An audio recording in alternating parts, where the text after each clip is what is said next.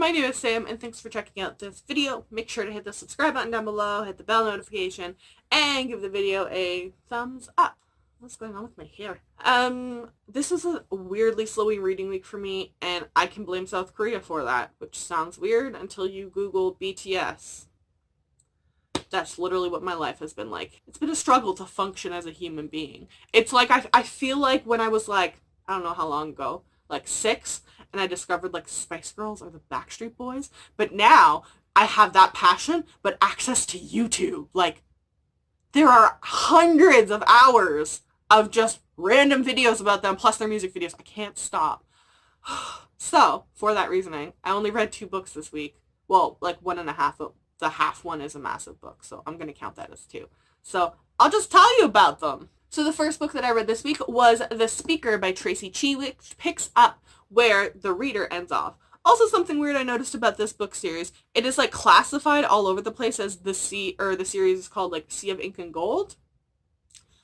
But then on the books it says the Reader Trilogy, but then the audiobook said the Sea of Ink and Gold. So I don't understand what the series is actually called. Just, could someone let me know? Or why are you calling it 2 different things? You're just confusing everyone. But it picks up exactly where the reader left off, where there's this book, and no one in this world really knows how to read, but the book has clearly some impact, and there's some prophecy, and there's the kind of abused lower class of society. There's this group of people who have powers who are being used and like abused. And then there is our main character. And we find out throughout this book how they fit into the prophecy, and they kind of join a group of pirate kind of characters for their own safety, and people have to start realizing who they're united against and who they are kind of fighting against, because you can't be fighting a war on all fronts.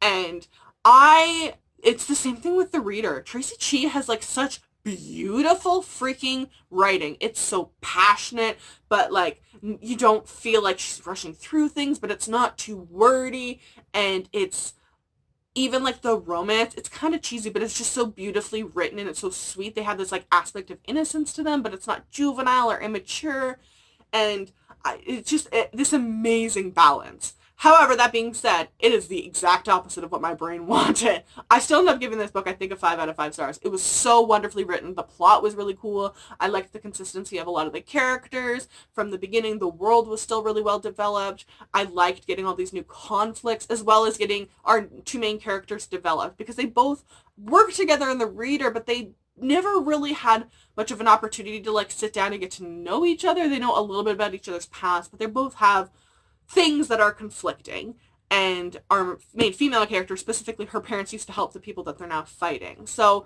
it's an incredibly good sequel for the reader. I feel like the series does not get enough praise as it is.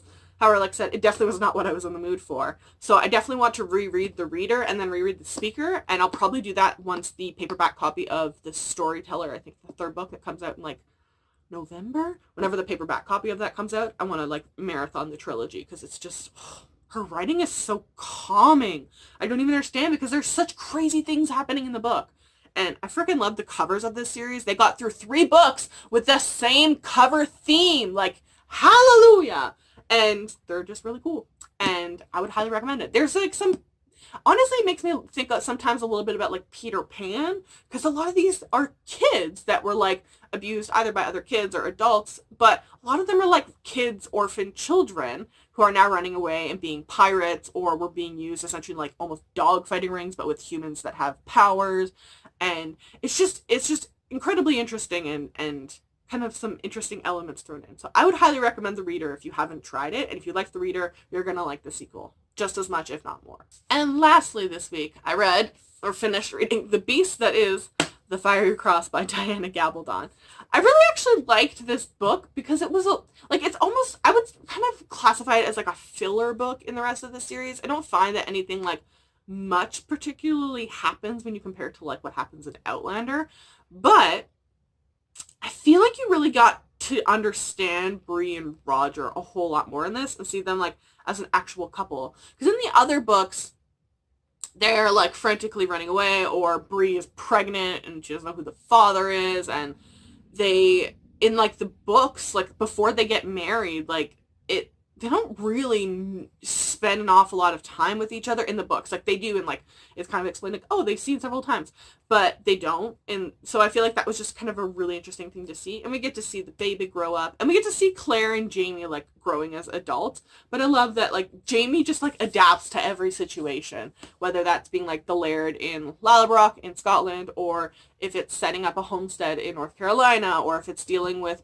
you know, the local indigenous population, or if it's the court system, or it's being part of the ordered militia and kind of having to protect his people and his family. And it's just really, really, I just feel like you get more and more character development with all of these books.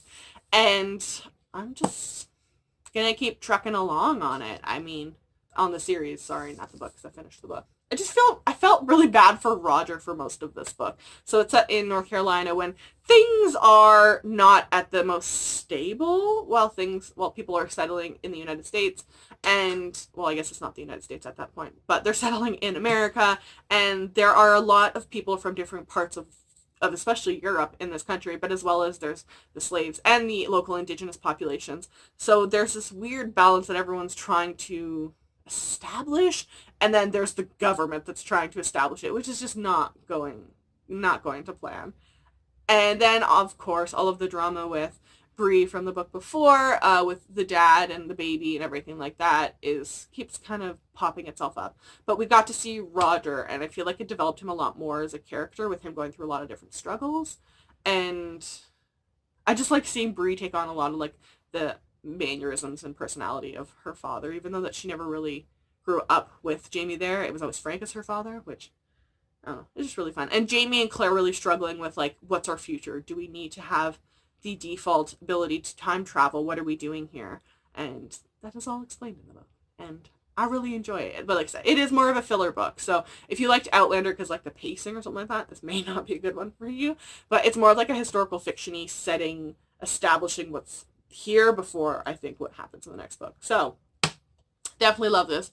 I gave it a 5 out of 5 stars. It's probably like, so of the books that I've read, like least favorite of the series, because like I said, it's more historical detail, less like kind of action stuff, but I still really enjoy it. I love Diana Gabaldon's writing, and I love these characters so much. So those are the books that I read this week. Let me know in the comment section down below if you've read any of these books and what you thought, and what you read this week. I would love to know. Make sure to check the description box down below. I will link all of these books to their Goodreads page, and I will link all of my social media. If you follow me, I will follow you back.